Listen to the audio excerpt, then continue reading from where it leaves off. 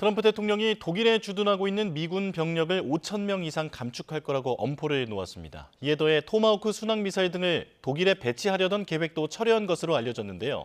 유럽 안보 공백 우려가 커지고 있습니다. 관련 내용 한국국방연구원 유지훈 연구위원과 자세히 짚어보겠습니다. 어서 오십시오. 안녕하세요. 네. 자, 지금 독일에 주둔하고 있는 미군의 한 7분의 1 정도에 되는 그런 병력을 철수시키겠다라고 엄포를 놨는데 이게 그 트럼프 대통령의 감정적인 대응이다라는 지적도 있습니다만 사실 오래된 공약이기도 하잖아요. 예, 맞습니다. 아무래도 이번 그 이란 사태를 계기로 해서 독일과 미국 간에 좀 일치적인 의견이 좀 있긴 있었는데요. 이러한 것들이 결정적인 요인이었다기보다는 좀 미국의 거시적인 그 국방 전략 기조의 측면에서 좀 이해할 필요가 있을 것 같습니다. 미국은 아시는 것처럼 해외에 주둔하고 있는 미군 병력의 고정 배치 운영 개념에서 유연 운영 개념으로 좀 변화를 하고 있고요. 앞으로 이제 동맹의 운영 방식에도 영향을 미칠 수 있는 부분이기 때문에 이런 부분에 있어서 특히 우리 한미 동맹, 특히 주한미군과 연계돼서 한국의 입장에서 잘 조망할 필요가 있을 것 같습니다. 예. 유럽을 포함한 동맹국의 미군 규모를 감축한다. 이게 지금 이제 중간 선거를 앞두고 있다 보니까 그 여론을 의식한 행동인가도 궁금한데 마가 세력의 지지를 받는 그런 대응입니까? 아무래도 미국 우선주의를 좀 표방하는 마가 세력들의 좀 정치적인 지지 부분도 필요한 부분이기 때문에 트럼프 입장에서는 이 중간 선거 시기를 고려해서 좀 내부적인 좀 결속력을 다지기도 하고요. 어떤 지금 그 트럼프 행정부의 어떤 정당성을 확보하기 위한 정치적 계산이 좀 내재되어 있다고 생각을 할 수 있을 것 같습니다. 예. 독일에 주둔하고 있는 미군의 병력이 3만 6천 명 정도 되더라고요. 유럽 내에서도 30% 이상 차지하는 것 같은데 독일에 왜 이렇게 많은 미군이 있는 겁니까? 예, 아무래도 이 독일은 냉전 시기부터 그 유럽 안보의 어떤 핵심 거점으로서 기능을 해왔습니다. 이제 구소련이죠. 그 현재 러시아의 그 서진을 좀 억제할 수 있고요. 또 미국 전력이나 병력이 어떤 유럽 내 전개를 좀 하는 데 있어 굉장히 중요한 전략적 요충지로 기능을 해왔습니다. 아시는 것처럼 독일에는 지금 미국의 유럽 사령부와 아프리카 사령부가 위치해 있고요. 이 독일은 이러한 맥락에서 보면 미국의 입장에서는 중동, 또 유럽, 아프리카와 관련된 군사작전을 좀 연계시켜서 수행할 수 있는 핵심 전략적 요충지로서의 기능을 갖고 있다고 보시면 될 것 같습니다. 예, 독일 언론에서는 또 이런 지적이 나오더라고요. 진짜 안보 위기는 미군의 그 병력 감축 자체가 아니라 토마호크 같은 그런 여러 가지 전략 자산의 배치가 취소된 데 있다. 이렇게 보고 있는데 위원님께서는 어떻게 분석하고 계십니까? 예, 아무래도 지금 미국 병력 감축이라든가 배치하기로 된 주요 미사일 전력들 그 배치 취소 문제는 굉장히 큰 안보 공백으로 연결될 수가 있습니다. 아시겠지만은 지금 미국이 그 독일에 배치하기로 한 두 가지 종류의 그 토마호크 미사일하고요. 또 다른 그 초음속 미사일을 배치하기로 한 사안을 취소한 것과 연계돼서는요. 이러한 전략 무기체계라는 것은 어떤 러시아에 대한 장거리 억제력으로서의 기능이 굉장히 큽니다.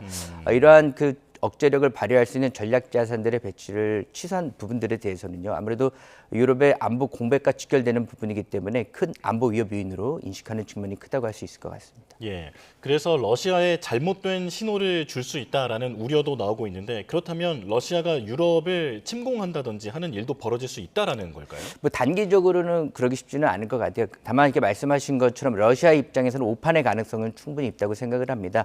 또 유럽 안보 지원에 대한 미국의 어떤 그 입장이 이렇게 약화되는 부분이 있기 때문에 러시아는 이러한 그 미국의 움직임을 어떤 유럽의 안보 공백과 연계시켜서 좀 더 공세적인 대유럽 정책을 펼 수도 있다는 그런 가능성을 저희가 한번 고민해 볼 필요는 있을 것 같습니다. 예. 그런데 미국이 이렇게 유럽의 안보에서 발을 빼는 모습을 보인다면 현재 러우 전쟁이 진행 중이고 유럽은 우크라이나를 지원하고 있는 상황인데 자국 방위에 먼저 신경을 써야 하다 보니까 러우 전쟁의 양상도 상당히 변할 수 있을 것 같거든요. 그렇습니다. 아무래도 이제 러시아 입장에서 좀 더 유리한 입장에서 선점을 할 수 있을 것 같아요. 네. 이 러우 전쟁에서 좀 더 러시아에게 유리한 방향으로 좀 전쟁의 향방을 좀 이끌어갈 수 있는 여지가 좀 생겼다고 볼 수가 있을 것 같고요. 아무래도 유럽 입장에서는 이제 자국의 국방력 강화에 더 많은 노력과 시간을 투자해야 되기 때문에 상대적으로 그 우크라이나 전에 대한 어떤 관심 정도는 저조해질 수밖에 없고요. 이런 맥락에서 본다면 러시아에게 조금 더 유리한 전장 환경으로 기결될 수 있는 가능성이 높다고 생각을 합니다. 예. 그렇다면 정말 종국에는 나토의 와해라든지 그런 결과로도 이어질 수 있을까요?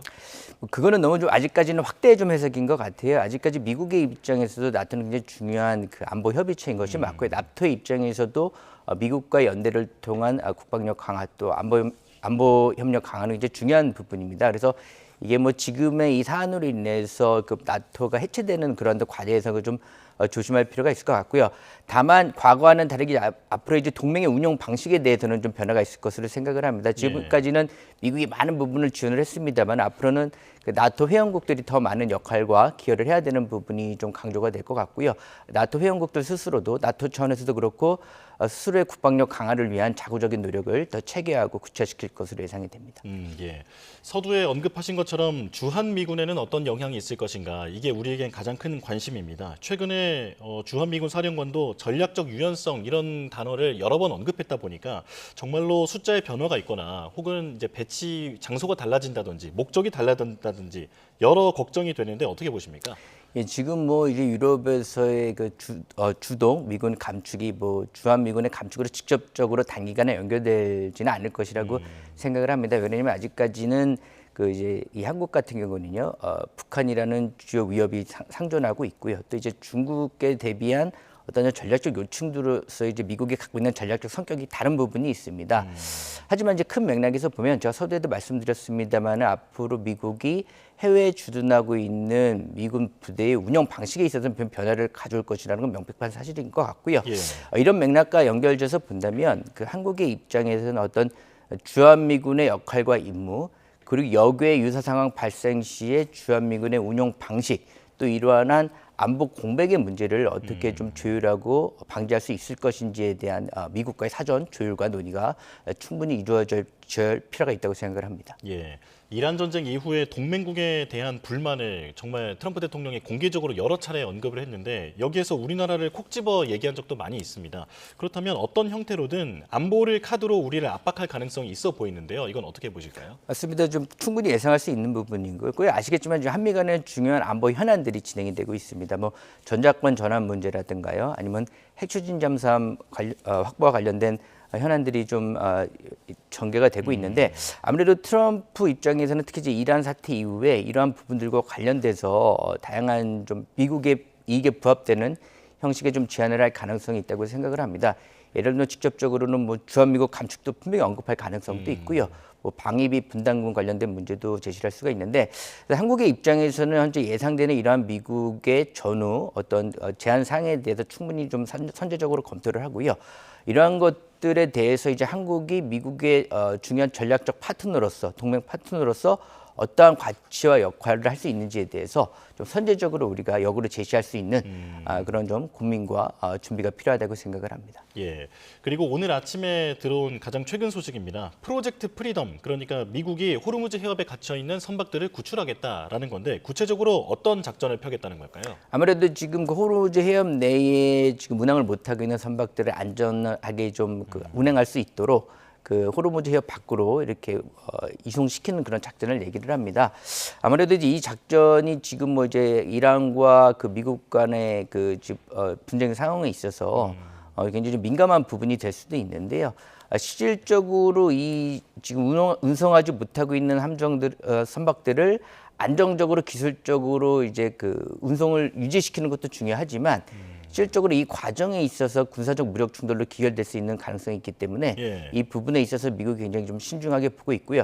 특히 미국은 그런 명칭을 좀 부여함으로써요. 이런 미국의 행동이 또 국제사회적으로 좀 어떤 정당성과 좀 명분을 부여하려는 그 의도도 내포하고 있기 때문에 현재 이 진행상을 저희가 좀 면밀하게 잘 조명할 필요가 있을 것 같습니다. 예, 이게 말씀하신 대로 군사적 충돌로 이어질 수 있기 때문에 미국 입장에서도 신중하게 나설 것이다라는 말씀이신데요. 그렇다면 어떻게 쉽게 상상할 수 있는 것처럼 선박이 지나가는데 미국의 군함이 호위를 한다든지 그런 형태가 될 것인지 혹은 공격 거점을 공중에서 공격을 하는 그런 방식이 될 것인지 어떻게 예상하실까요? 아마 지금 상황에서는 미국이나 이란 간의 어떤 더 이상의 이제 군사적 충돌로 발전되는 거를 서로 자제하려고 할 거예요. 네. 아무래도 이렇다 지금 협상도 같이 이제 물밑으로 진행이 되고 있는 상황에서 우발적인 군사적 충돌은 지금 협상 단계에서 부정적인 영향을 미칠 수밖에 없기 때문에 양국이 조심할 수밖에 없고요.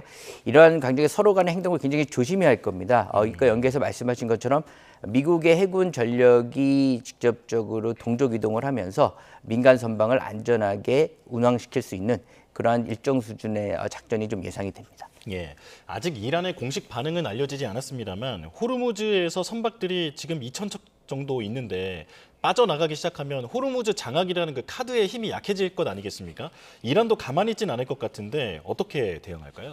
글쎄요, 뭐 일정 수준의 긴장 상태는 유지하려고 할 것 같아요. 그렇다고 해서 이제 전쟁 초기 단계처럼 무슨 대칭 전력을 이용해서 무력 도발을 감행하는 거는 일단 굉장히 좀 제한이 될 거로 생각을 하고요. 예. 하여튼 이래 미국과의 협상을 진행하는 과정에 있어서 긴장 상태를 유지하면서 자국에게 유리한 어떤 협상에서 우위를 차지하기 위한 여건 조성을 위한 어떤 기회로 활용할 가능성은 높다고 생각을 합니다.